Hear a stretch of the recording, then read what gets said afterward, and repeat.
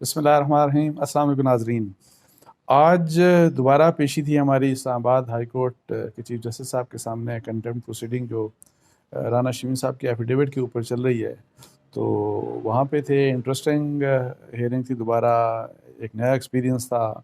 और सबसे अहम बात उसमें ये हुई कि जो ख़बर ज़ाहिर है सब चला रहे होंगे चलेगी, वो यही है कि जी उन्होंने कोर्ट ने 7 तारीख को 7 जनवरी 2022 को इसी केस में वो चार्ज फ्रेम करेंगे। और उसके बाद देखते हैं कि आगे से मसला क्या चलता है। लेकिन आज जब हियरिंग स्टार्ट हुई तो एफिडेविट का वही जो सील्ड एनवेलप था उसके खोलने का मसला, चूँकि पिछली दफ़ा ये फैसला हुआ था कि चूँकि अटर्नी जनरल नहीं है मौजूद, तो जब अटर्नी जनरल आएंगे तो फिर उस वक्त खोला जाएगा। तो पहले मसला ये हुआ कि कौन खोले उसके ऊपर। तो जो राना शमीम साहब के वकील थे आफरीदी साहब, उन्होंने कहा कि जी चीफ जस्टिस को कि आप ख़ुद खोलें। वो आफरीदी साहब को, राना शमीम साहब को कह रहे थे कि जी आप खोलें, जिसके ऊपर राना साहब के वकील तो रिलक्टेंट थे कि ये नहीं खोलेंगे। लेकिन उसके ऊपर एनी आओ जब इंसिस्ट किया चीफ जस्टिस ने, बल्कि हुक्म दिया उनको कि राना शमीम साहब को बुलाया और उनको कहा कि आप खोलें। और वो जब खोला गया तो उसके ऊपर वो वही एफिडेविट निकला जो एफिडेविट सर्कुलेट हुआ और जिसका कंटेंट हमने शाये किया, और वो 100% वही कंटेंट था। तो एक तो है बात ये थी, और उसके ऊपर है नहीं अटर्नी जनरल के कुछ और क्वेश्चंस थे कि ये सील किस तरह से आया, इसमें जो जो सील किया गया था वो क्या सील फॉर्म में ही आया कि नहीं आया, वो एक अलग डिबेट है जो जिसके ऊपर उन्होंने राना शमीम साहब के मतलब था कि जी आपने जो कहा था उस किस्म का सील्ड ये एनवेलप नहीं आया।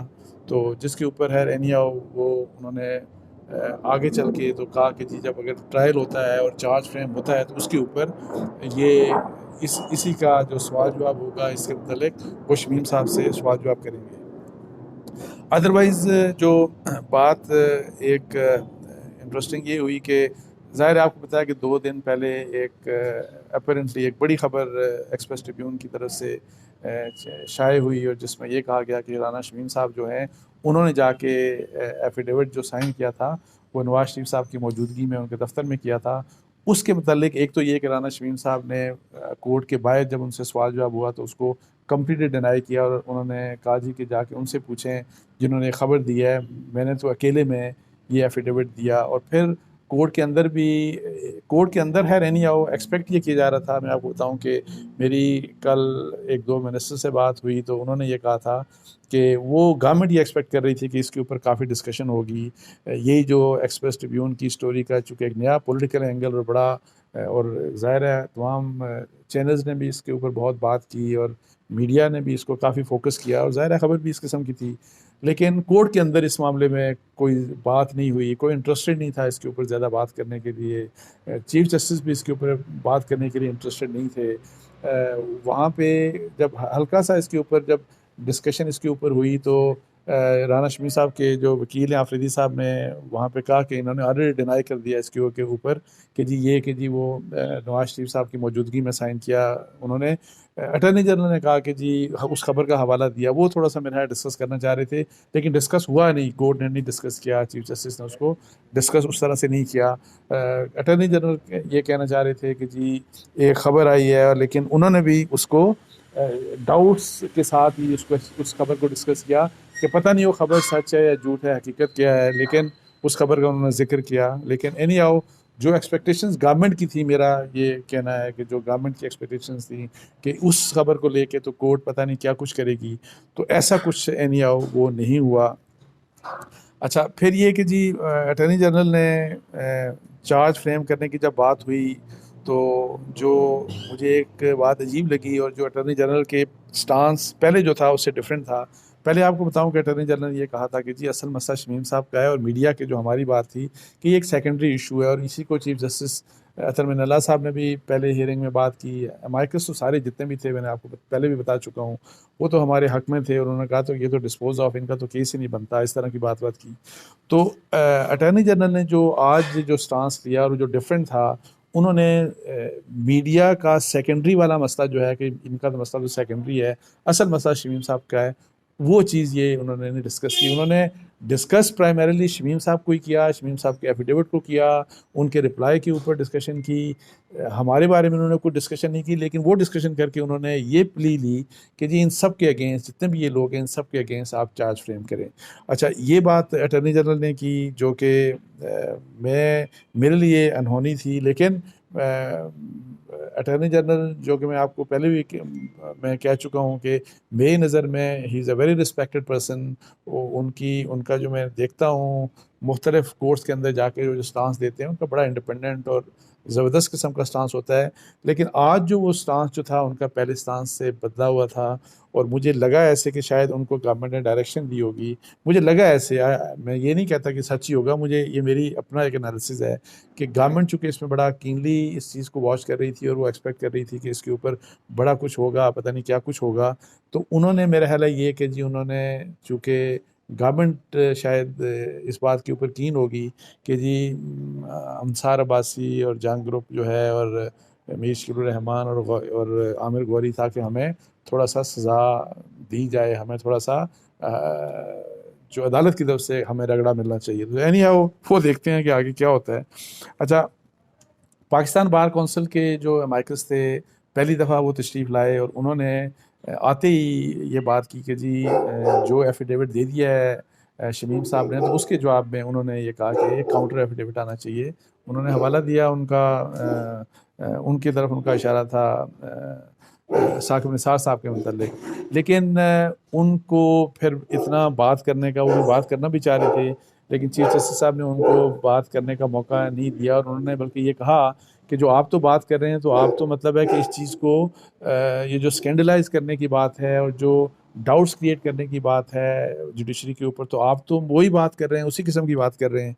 तो एनी हाउ उनको इतने बात करने की फिर इजाज़त नहीं दी, उनको कहा कि आप बैठ जाएं। बल्कि दूसरे भी जो माइकस थे, रीमा उमर जो हैं, उनको भी बात करने की इजाज़त नहीं थी, ज़ाहिर उनको भी कह दिया गया कि आप पीछे जाके बैठें। जैदी साहब जो थे, जो PFUJ के माइकस थे, उनको भी कह दिया गया कि आप पीछे जाके बैठ जाएं। लेकिन मैंने जितनी भी हमारी हियरिंग हुई, for the first time chief justice साहब ने मुझे कहा कि जी आप कोई बात करना चाहेंगे, जो कि मेरे लिए इनकरेजिंग और एक चेंज था। पहले चूँकि मैं बात करना भी चाहता था, तो मुझे वैसे रोक दिया जाता था कि आप बात ना करें। लेकिन इस दफ़ा जब बात करने का मौका मिला, तो मैंने एक तो वही बात, अपनी ख़बर की बात की। मैंने कहा कि ख़बर ज़ाहिर है मैंने जो दी वो उसमें वर्जन दे के, और एक एफिडेविट था, और मैंने कहा कि किसी आम शख्स का एफिडेविट नहीं था, ये चीफ जज जो गिलगित बल्तिस्तान के, उनका एफिडेविट था। इसके ऊपर जो असल में नल्ला साहब का जवाब था, उन्होंने जो ऑब्जर्वेशन दी, तो मुझे थोड़ी सी वैसे वो अजीब लगी। उन्होंने ये कहा कि जी वो आपको पता है कि चीफ जस्टिस गिलगित बल्तिस्तान कैसे अपॉइंट होते हैं, वो तो कॉन्ट्रैक्ट की अपॉइंटमेंट होती है और उनको तो प्राइम मिनिस्टर अपॉइंट करता है। तो मैंने कहा कि सर जो भी है उनको स्टेट अपॉइंट करती है, और जाहिर है ये चीज़ मैं एक्सपेक्ट नहीं करता था कि, बिकॉज देखें हर अपॉइंटमेंट रेगुलेट होती है किसी कानून के तहत। चीफ जस्टिस पाकिस्तान की रेगुलेट होती है किसी और कानून के तहत, वहाँ की रेगुलेट होती है किसी और कानून के तहत। लेकिन एनी हाउ रेगुलेट तो ज़ाहिर है आपको पता है कि स्टेट का अपना तरीका होता है, कानून के तहत सारी अपॉइंटमेंट्स हो रही होती हैं। तो मुझे ये थोड़ा सा अजीब सा लगा कि उन्होंने जो ये बात की कि वहाँ पे उस अपॉइंटमेंट के तरीके के ऊपर क्वेश्चन क्यों रेज किया, ये मुझे समझ वैसे नहीं आया। हो सकता है आगे जाके खुद के भी एक्सप्लेन कर दें।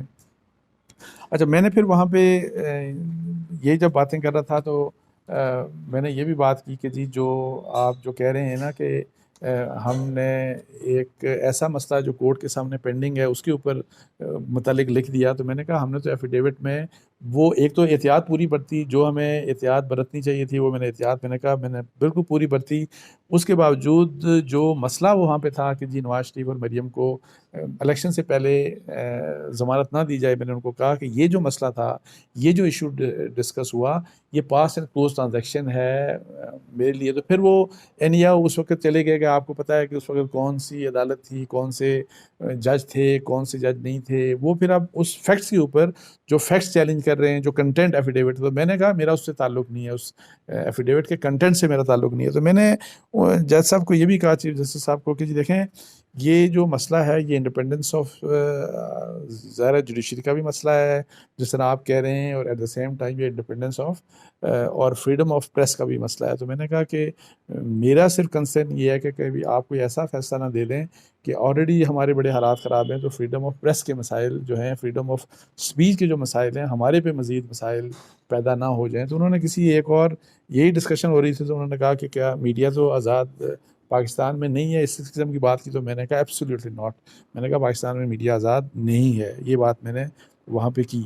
तो एनी हाउ इस सारे उसके ऊपर उन्होंने चार्ज फ्रेम करने की बात कर दी। और पिछली अपने आपको बताया कि उन्होंने आज भी हर ये कहा कि मैं कंटेम्प्ट के ऊपर बिलीव नहीं करता। फिर उन्होंने ये कहा कि इंडिपेंडेंस ऑफ जुडिशरी के फ्रीडम ऑफ प्रेस के बारे में उनका उनका क्या रोल रहा, जो कि मैंने कहा सब अप्रिशिएट करते हैं और मैंने बिल्कुल हमने भी एक्नॉलेज किया है। लेकिन मुझे एक बात, चूँकि वो पहले भी करते रहे और पिछली हेयरिंग में तो बहुत दफ़ा कहा कि ये अब कंटेम्प्ट प्रोसीडिंग नहीं है, ये एक इंक्वायरी है। कंटेम्प्ट प्रोसीडिंग नहीं है, ये इंक्वायरी है। तो मैं भी इस समझने से कासिर हूँ, क्योंकि अब कंटेम्प्ट प्रोसीडिंग नहीं है तो कंटेम्प्ट प्रोसीडिंग ही आगे चल रही है। ये इंक्वायरी क्यों नहीं हो रही इस मसले के ऊपर? जिस तरह बार काउंसिल के जो मेंबर थे, जो रिप्रेजेंटेटिव थे, जिस तरह वो कहते हैं और जो मैं कहता हूँ कि जब एक एफिडेविट आ गया दूसरा भी एफिडेविट आना चाहिए, रजिस्ट्रार साहब का भी एफिडेविट आना चाहिए और इस चीज़ को खुलना चाहिए। शमीम साहब ने ठीक कहा, गलत कहा, सच कहा, झूठ कहा, ये चीज़ें सारी खुलनी चाहिए। तो इस तरह की कुछ हमारी डिस्कशन हुई, ज़ाहिर है। और फिर एक और जो अटॉर्नी जनरल ने ये जब सब चार्ज फ्रेम करने की बात करके, तो उन्होंने आखिर में ये कहा कि राना शमीम साहब के बारे में कि राना शमीम साहब अगर माजरत कर लें, माफ़ी मांग लें और माफ़ी मांग के ये भी बता दें, ये भी कह दें कि मैंने ये एफिडेविट किसके कहने के ऊपर एग्जीक्यूट करवाया था, तो फिर ये मसला ख़त्म हो सकता है। इस तरह की बात उन्होंने की। तो अब ज़ाहिर है नेक्स्ट हियरिंग है, अब देखते हैं कि ये जो हैं राना शमीम साहब ये क्या जवाब देते हैं। और अब ये भी देखना है कि चूँकि अमाइकस जिनको अपॉइंट किया गया, अभी तक तो उनकी बात उस तरह से जो मुझे लगा कि नहीं सुनी गई। तो अब देखना है कि अमाइकस क्या करते हैं और उनकी बात, ज़ाहिर है जो उन्होंने लिख के दी तो वो बात कोर्ट ज़ाहिर है अब चूँकि चार्ज फ्रेम करने जा रही है, और वो जितने भी अमाइकस थे और वो ज़ाहिर है कोर्ट ने अपनी तरफ से अपॉइंट किए थे।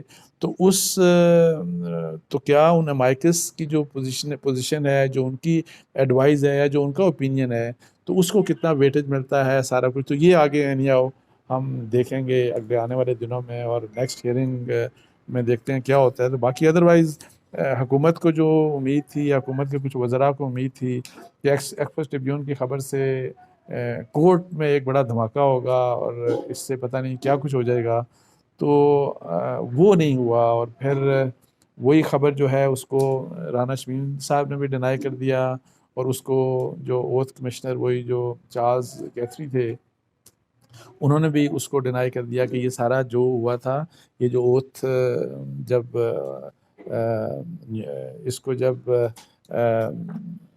ओथ को जब उन्होंने वैलिडेट किया, तो नोटराइज़ किया, सॉरी वर्ड नहीं मिल रहा था, जब नोटराइज़ किया तो उस वक्त ये अकेले थे कमरे में। तो ये मैंने सोचा कि आपसे थोड़ा सा शेयर कर दूं जी। तो इसके साथ ही मुझे इजाज़त दीजिए जी। जज़ाकल्लाह। अस्सलाम वालेकुम।